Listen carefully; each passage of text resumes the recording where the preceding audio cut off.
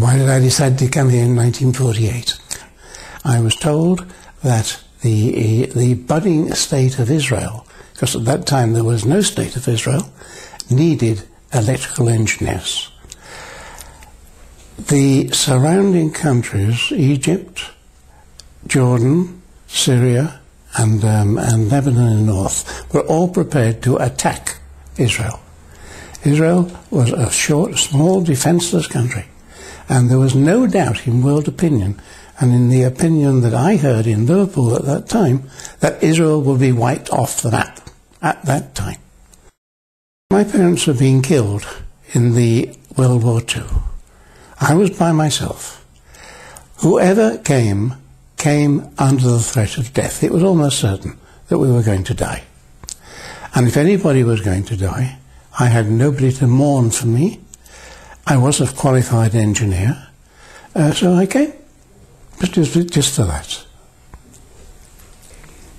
There was more to it than that as well, because as a youth, as a child, I'd been a member of Habonim and all that kind of stuff. I'd sat at Seder's where every year we'd said next year in Jerusalem, but next year didn't seem to come. And now that next year might come, it looked as if it wasn't going to, because it was going to be wiped out by the Arabs. It needed everybody who could to come and help. That's why I came. I remember the whole process quite vividly. First of all, it was illegal to come. We had a my British passport was endorsed to the fact that it was not valid for countries. I've forgotten exactly how it was described, but certainly Palestine was out of the area where the passport was valid. So I had to come illegally. I came secretly, and I didn't know where I was going. I contacted the Palmach, and they told me to get certain clothes together in a rucksack and to take a certain train from Leeds, where I was living at that time, to London. The guy there said to me, right, you will go from here to the station, Waterloo Station, and you will take a train to Paris. You will take a certain train to Paris. And from there, we met up with some other guys, and we shipped down to a displaced persons camp at Grand Arenas, just outside Marseille, and from there we took a ship to Israel. That's how I actually got here. The ship to Israel was one of the hell ships. The boat was derelict. It had been condemned by the Italian shipping authorities as being unseaworthy. It's a small boat, 200 ton, 600 people on board, stacked on shelves in the front and main hold. Filthy, dirty, almost impossible to describe. The stench after a week of that was horrendous. And these people, which included me of course, were battened down under hatches. The British still held the mandate. They didn't surrender the mandate until May the 14th. And this is kind of 2 weeks before that time. And they had destroyers patrolling the Mediterranean looking for boats like ours. The British destroyer followed us for 3 days. And during those 3 days, the hatches were down. People were only allowed on deck in 6s or 8s to get water twice a day, morning and evening, and that was that. But we were about halfway along the northern coast of Cyprus, heading for Haifa, and suddenly one day, all of a sudden, there was an activity, and we saw that they were ringing up loudspeakers on the deck. We didn't know why or anything like that. And then suddenly the hatches were thrown open and people were invited to come onto the deck. And you've no idea what that meant. That meant you got a breath of fresh air and all that kind of thing. And then we heard Ben Gurion.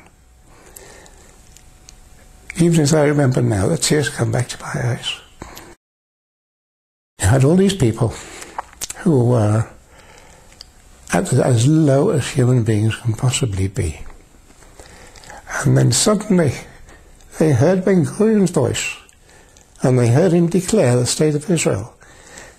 And they all came to life. It was an amazing thing. He started singing and dancing and really joyous thing. We got to Haifa 3 days later, and those last 3 days, of course, were the best days of the journey, because the people were not under the hatches anymore. They could come on deck, they could walk around through the space and so on, and they were delighted. And who were these people? These people were mainly young men and women, mainly that, who had been either from the displaced persons camp. They all came from the displaced persons camp, but either from the concentration camps at the end of the war, or a lot had come from North Africa and were wanted to get to Israel.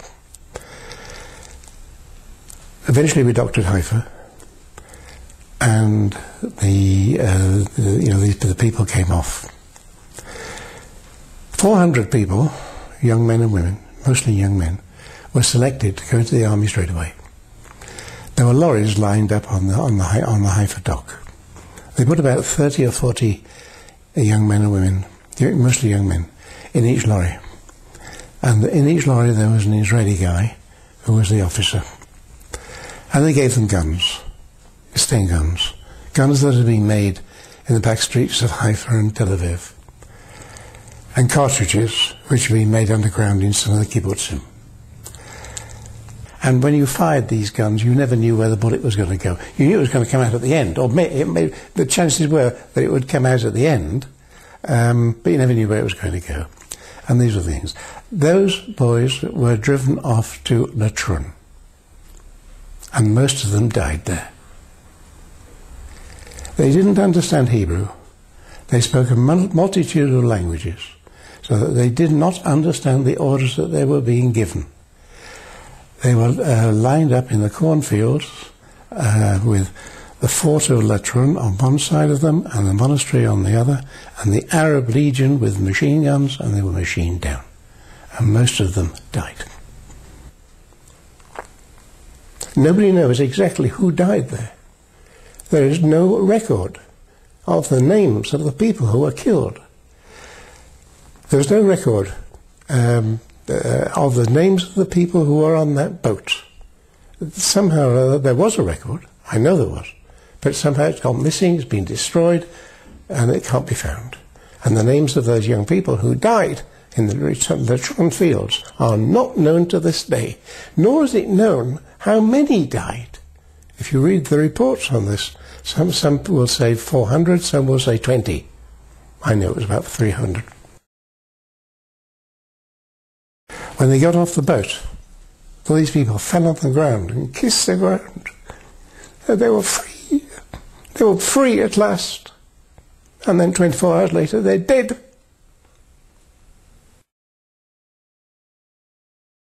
It was a primitive country in 1948. There were 600,000 Jews in the country, and they were kind of divided up into groups. You had the English-speaking Tel Aviv group, you had the French-speaking Tel Aviv group, you had the German-speaking Haifa group, and they're all somehow in groups. And we, like me, people like me, had no connection with any of these groups. And we were complete outsiders. We had a club, we had the Mahal club in Ben Yehuda Street, and that was it. No more. When I eventually came out of the army, I did the job that I came to do. I finished up with jaundice, and they discharged me from the army, and I got a job in Haifa for a very short while. Life was unbearable. Because again, in Haifa, you just had the groups, and if you didn't belong to a group, you couldn't get in. You couldn't really get a job unless you were a member of Histadrut, and you couldn't be a member of Histadrut unless you had a job, and it was that kind of situation. This is a lovely country today, and there are groups here that you can get into. You're made welcome. It was not like that at that time. Not at all. In fact, not only were we kind of almost not made welcome at that time, we were kind of shunned. But now, like here, I'm retired. Fortunately, I don't have to work for a living. And life here is excellent. Here, I can walk in the street and I can wear a kippah without being afraid. In London, in Leeds, I was beaten up in the street and told, "Go to Palestine, you bloody Jew." That doesn't happen here. Here I'm at home.